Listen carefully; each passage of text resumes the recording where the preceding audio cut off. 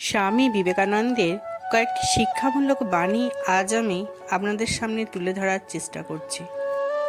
স্বামীজি বলেছেন, যে মানুষ নিজের উপর বিশ্বাস রাখতে পারে সেই সত্যিকার শিক্ষিত। বই থেকে শিক্ষা নয়, জীবনের প্রতিটি মুহূর্ত থেকেই শিক্ষা নিতে শেখো। তিনি বলেছেন, শিক্ষা যেন শুধু মুখস্থ বিদ্যা না হয়, তা যেন বুদ্ধি ও হৃদয়ের বিকাশ ঘটায়। শিক্ষা এমন হওয়া উচিত যা মানুষকে মানুষ করে তোলে।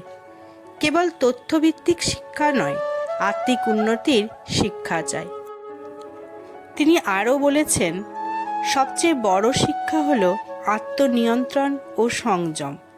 তুমি যদি শিক্ষা গ্রহণ করো তবে তা কাজে লাগাও, নইলে তা মূল্যহীন। নতুন চিন্তা করো, কারণ শিক্ষা মানেই হলো চিন্তার মুক্তি। স্বামীজি বলেছেন, অহংকার ও ভয় এই দুটি জিনিস শিক্ষার প্রধান শত্রু। একটি ভালো বই একজন ভালো শিক্ষকের মতোই পথ দেখাতে পারে। নিজেকে জানো, এই হোক শিক্ষার প্রথম ধাপ। যে শিক্ষা সমাজের উপকারে আসে না তা অপূর্ণ শিক্ষা। তিনি বলেছেন, নির্ভীক শিক্ষা মানুষকে মুক্তি দেয়। কঠোর পরিশ্রমের মাধ্যমে জ্ঞান অর্জন করো।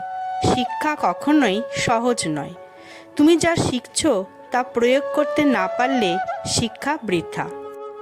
তিনি আরও বলেছেন, আত্মশক্তির বিকাশই হলো সত্যিকার শিক্ষা। শিক্ষা মানে শুধু চাকরি পাওয়া নয়, আত্মবিশ্বাস অর্জন।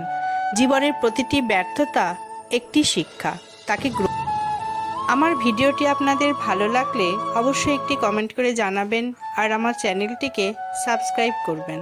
ধন্যবাদ।